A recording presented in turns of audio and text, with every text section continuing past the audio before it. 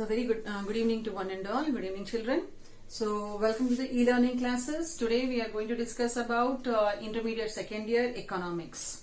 Our today's topic in intermediate second year economics from the second lesson, demography and human resource development. So in the previous class already we discussed about the demography, about the population explosion also. Today we are going to discuss about the human resource development. Today our topic is about human resource development. What is human resource development? Already, what do we mean by human resource? Generally, we used to hear about the natural resource. Okay, natural resources like land, water, soil, air, etc. etc. Then what do we mean by the human resource? Human resources are nothing but, children, the resources that are in the form of human. If the human, they are helpful or useful for the development of society. Any person who is useful for the development of the society or for the country, children, to them we call as a human resource. Human resources. Like for example, doctors, engineers, lawyers, teachers, scientists, etc.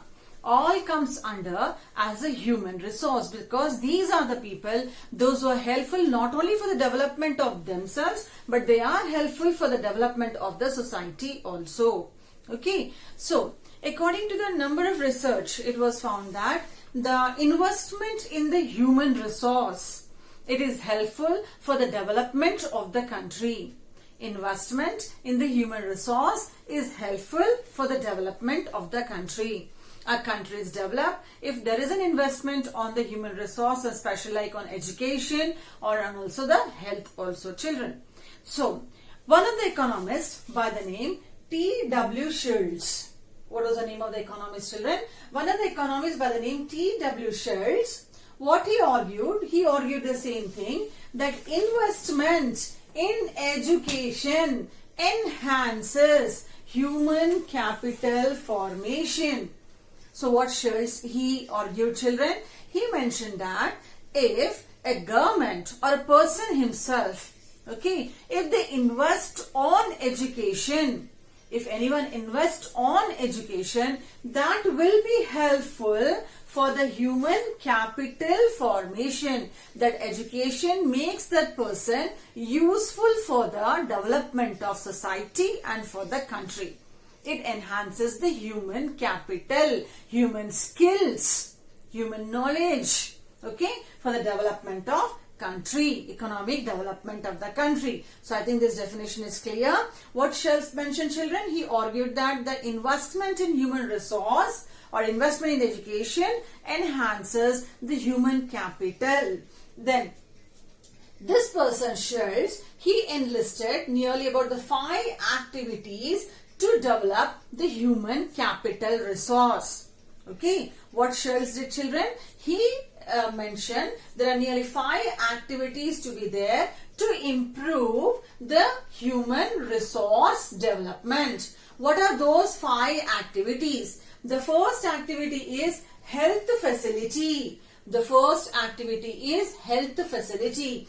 So what he mentioned that if any investment, if you want really a human resource for a country, if you want a person who should be a helpful or benefit for the society, first of all, it is very important that a person should be healthy.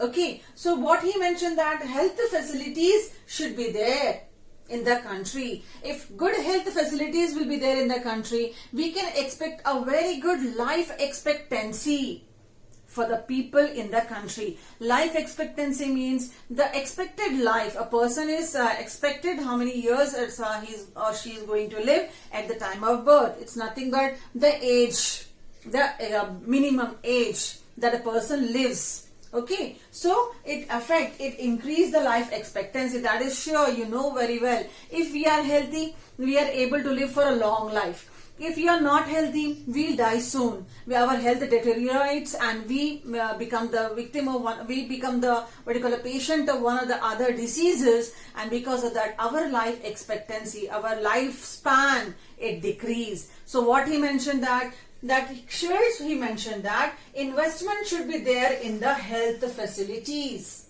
Second one, on-job training. What is this on-job training? What he mentioned that to improve the human resource development, compulsory on-job training should be there. What is this on-job training? It is nothing but, children, when a person he engage himself in one or the other work, when a person he work, children, he is in employment. So it is a duty of the head of that area, means maybe if it is an industry, so it is a duty of that industrial owner, it is duty of the head of the institution, it is a duty of that particular persons that he should go some training, because at the time when he or she that joined the work, okay, they were trained or they were skilled, but as we find there is a change, improvement in the technology, so these people are unable to handle this latest technology. And because to unable to handle this latest technology, the production, it's not increased, children. So what Schultz is mentioning, that if you want to improve the human capability to work more, so compulsory the person should get job training. He should get a training, children, in his job to get more better access to the technology. Third one, organized education. So what he's telling, human resource development depends on organized education. Organized education, as you people are also doing. That means going to the school at the primary level, from primary level to secondary level to the higher level at the universities level. That means step by step compulsory education should be there for a person if he or she wants to go for a want to develop the quality of their human resource. So compulsory organized education should be there, children. Next one, that is study program for adults. Study program for adults, what does it mean? It means that the education is not a right for only the small children or only for the children. It is a right for all those adults, those who are illiterate in the country. Because adults, they are having a much experienced children. They know the world a lot. So if little bit technology, if little bit good education is given to this person, these type of adults, definitely they will be helpful for the development of the country or for the economic development of the country.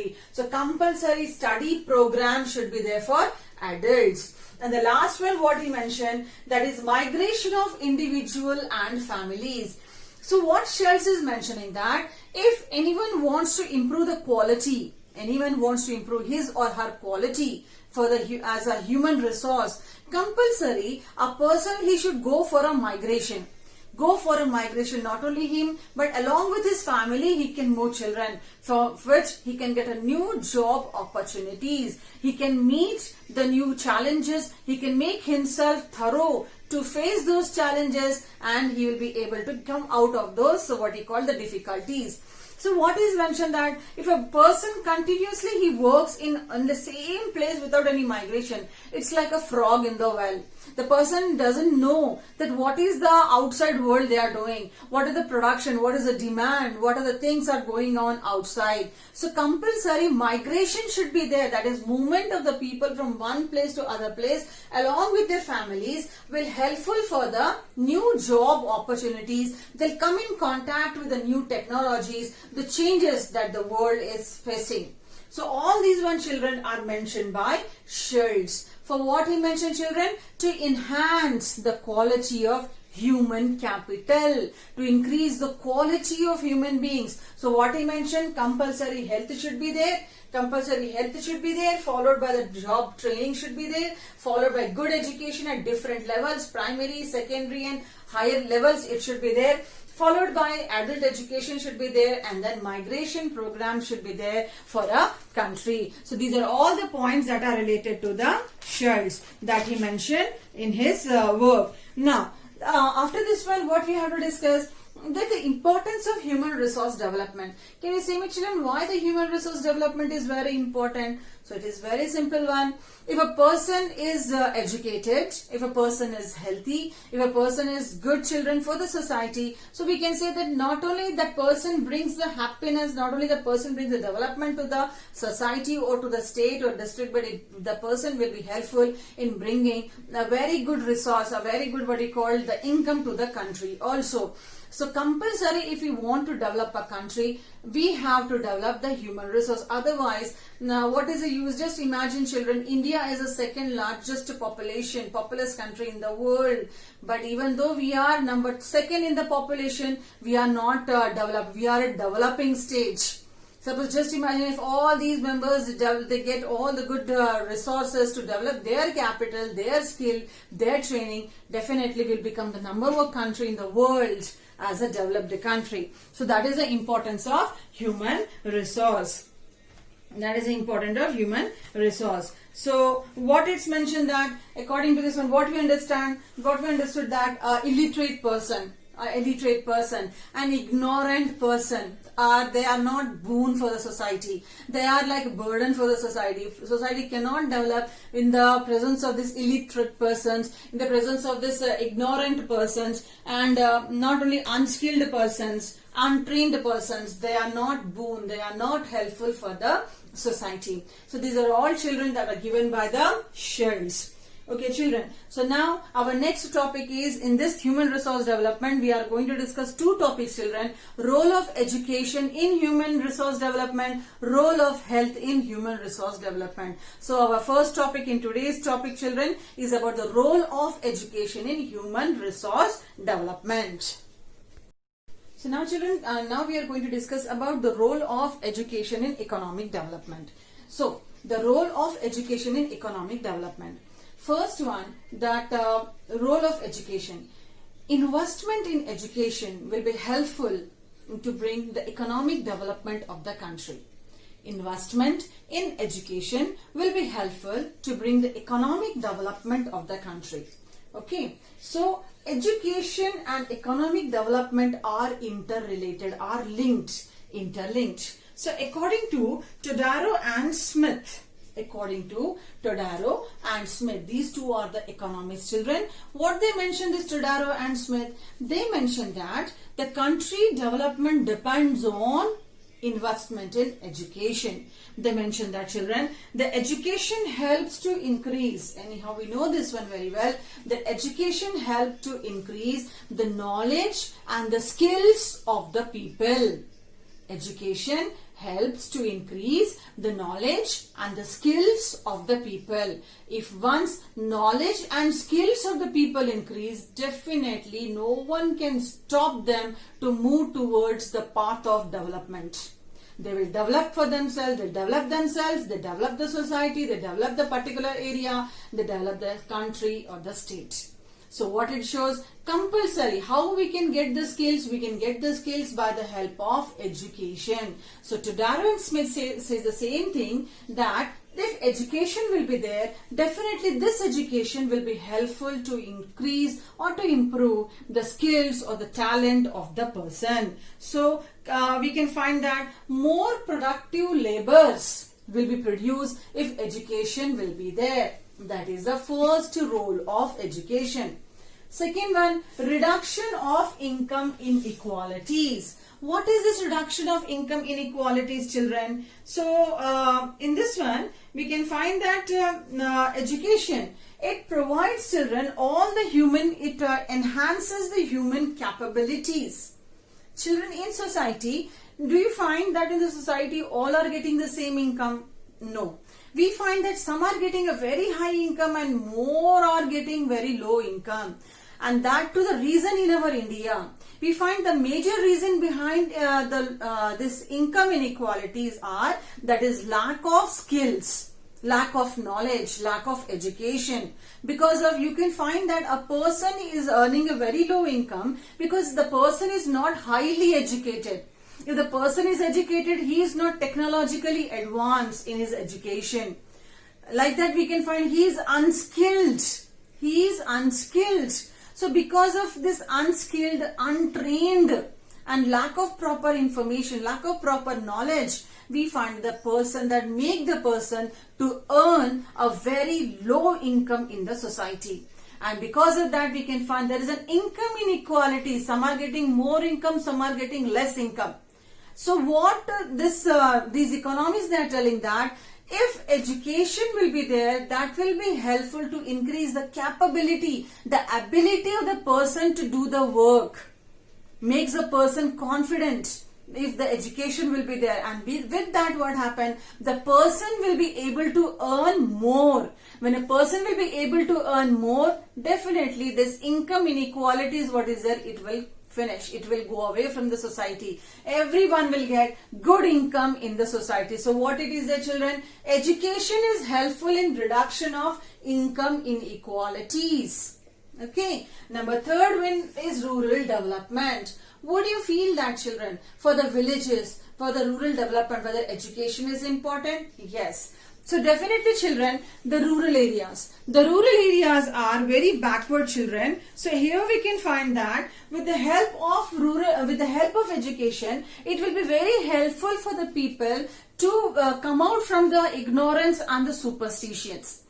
In the village areas, we find commonly the atmosphere is there where most of the people, they follow the superstitious, the blind beliefs. Because people are ignorant, they are not having the good information about each and everything, and because they are uneducated, they follow the path of blindness. They follow the path of blindness. Whosoever is showing them the path of what you call wrong path, also they follow in that way. And because of that, we find the rural areas are still very much backward comparing to the urban areas. So what the scientists are telling, if a person is educated, the person is able to help first himself, and then followed by the helpful for the rural development. The person thinks about what are the requirements of the rural area, what his village or her village requires, and according to that the person do the work. So here we can say for the rural development, how education is helpful for the rural development. Not only this one, children, suppose if a person is educated, children, remember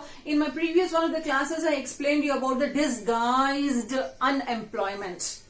Remember what was disguised unemployment? That if a person, he is in need of, and generally this problem we find in rural areas. In rural areas we find out of 12 months, hardly a person gets a job, a work in agricultural fields for 4 to 5 months. Especially at the time of rainy season for sowing of seeds, and at the time of harvesting for the cutting of the seeds. Remaining time what the person do? There is no work in the agriculture.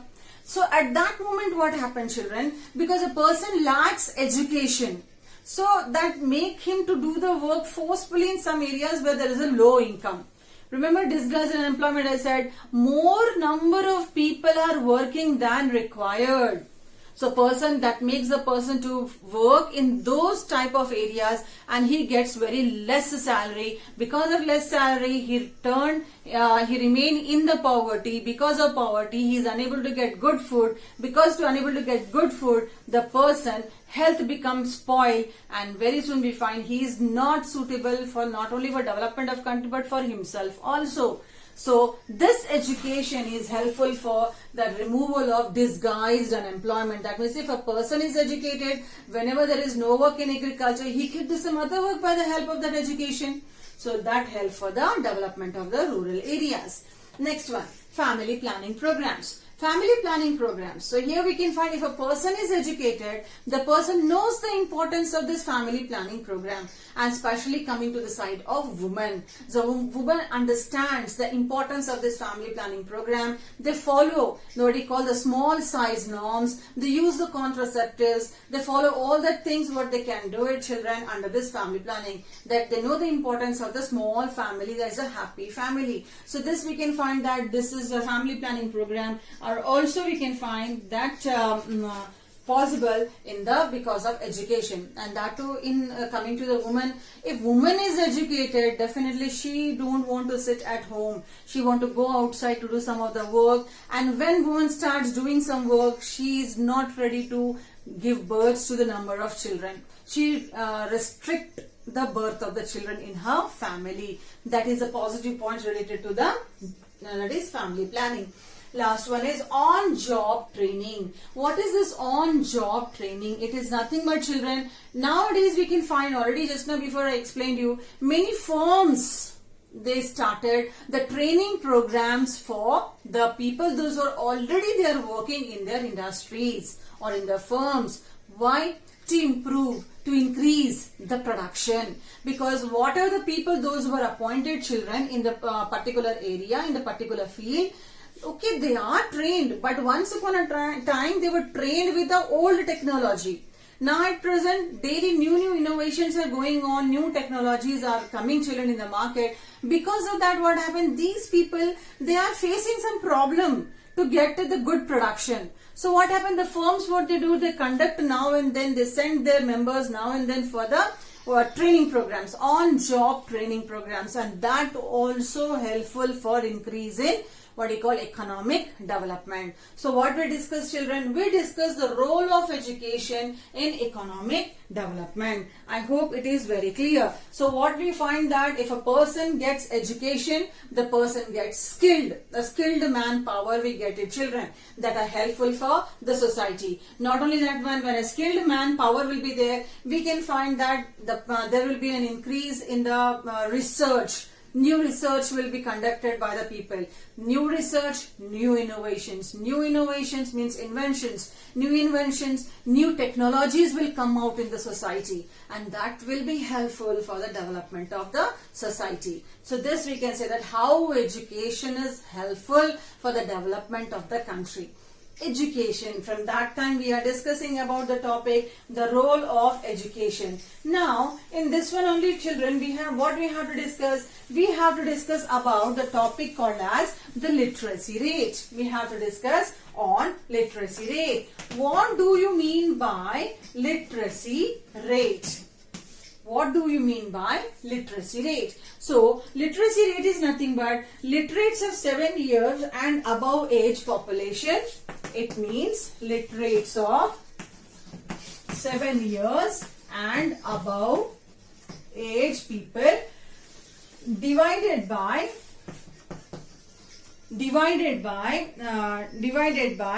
total population. Divided by total population. We use this formula to get the literacy rate, to know about the literacy rate of the country. What is this literacy rate? We are telling it is nothing but, children, by the help of this we'll come to know that how many people are educated in the country.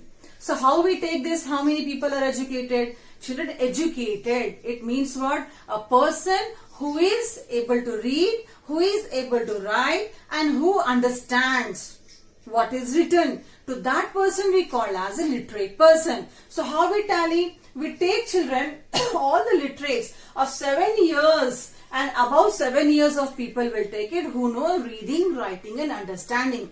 So we divide that one with the total population into 100. By the help of that we come to know about the total literate, educated persons in the society. So in the year 1951, that was a time period India was a newly born baby. Just we got the independence from the hands of Britishers. So 1951, the literacy rate of the country was 18%, just 18%. Out of 100%, only 18% of the people, they were educated. Whereas in the year 2011 census, we find that the total literacy rate of the country, it was 74%. And out of this 74%, the male literacy rate was 82%, whereas female literacy rate, it is about 66.6% or 65.6%. What we understand, children, with this one? Though after 70 years of independence, still we Indians, we did not reach to the 100% goals of literacy rate. Then how can we expect the development? That's why India is a developing country. Children, India is a developing country because still we did not attain 100% of literacy rate. And that too, children, you know that a country, when the country develops, especially when a females of the country that are educated. If one female lady is educated, completely family will get the education. Completely family will develop with the education of that lady. Then if many families get like this, then complete society will develop. So that is why, children, we find that this rate is taken. So now, what are the government measures? So I think this is clear to all of you about the literacy rate. So children, after that, what are the government measures are there to increase this literacy rate, or we can say that what are the measures are there the government had taken to improve the education of the country. So definitely children, what we can call as the education policy, national education policies. Already nowadays, this is a very hot topic throughout the country that a new national education NEP is passed. Okay, so NEP is passed, but it is not implemented yet. Still, the discussions are going on whether this national education policy, how much percentage it is good or bad. So, children, in the year, so this policies, educational policies were introduced, children, in the country. So, in the year 1960. In the year 1960. In the year 1960, compulsory education, the government of India, it provide free and compulsory education. Free and compulsory education up to 14 years of age. This one every one of you know. Any child who is 14 years of age should get compulsory free education according to 1960. And then afterwards, children, after this one, 1968, you heard a very good economist by the name Kothari. We call as Kothari Commission. Kothari Commission, they came up with a new education policy. They came up with a new education policy with a number of things. Still we find many things are there, children, that we follow in our education. The Kothari Commissions, all those, what you call the views and the other things. Then 1986, universalization of education. Universalization of education. 1956, children, universalization of education was passed, and under this universalization of education, children, specially it relates to the primary and adult education. Relates to the primary and adult education. Primary and adult education in the year 1986. And then afterwards, children, one by one new policies of the government was there, children. That is, in the year 2001, SSA was launched. Remember where you heard, you people know very well about the SSA. Till 10th class, you were getting the question paper. On the top, you are getting Sarva Shiksha Abhiyan. SSA. So SSA was launched, children, Sarva Shiksha Abhiyan, that this was an abhiyan, this was a program to provide education to all. 2001. Then afterwards, children, 2009. In the year 2009, RMSA, Rashtriya Madhyamik Sarva Shiksha Abhiyan.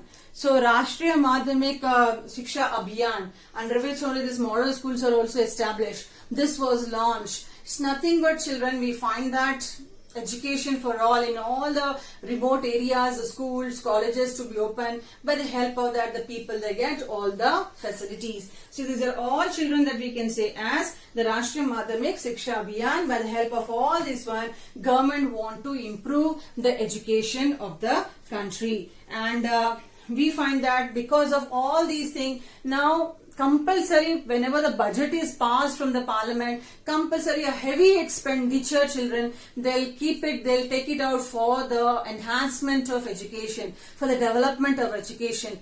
Because of that, now you're finding everywhere. Before that, what happened, children? Only few areas we can find the engineering colleges, agricultural colleges, medical colleges, like that other. Now we can find most of the areas we find engineering colleges, or number of engineering colleges are found.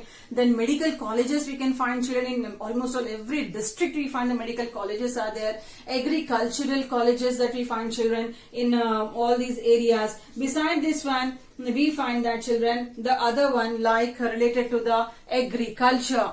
Related to the agriculture, number of research or institutions are set up in the country. So these are all we can say as, children, to increase the education, of the country. These were the methods taken by the government. Why the government is very much back before all these things? Because government know very well the education is a base of economic development. If you want to develop ourselves, if you want to develop our family, if you want to develop our society or the country, definitely education should be there, children. So this is about the importance of education and first human resource that is helpful for the human resource development. So I think this is clear to all of you, children. So I hope it is clear to all of you. So we'll meet in the next class with the next topic of human resource development, that is health.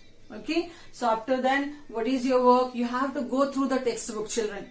Go through the textbook, read the textbook compulsory, go through the material, children. The material already provided to you. Go through the material, children, and go through any other resources, any other sources that you have like internet and others. Go through that also, children, and improve your knowledge. Okay, by that time, children, thank you one and all.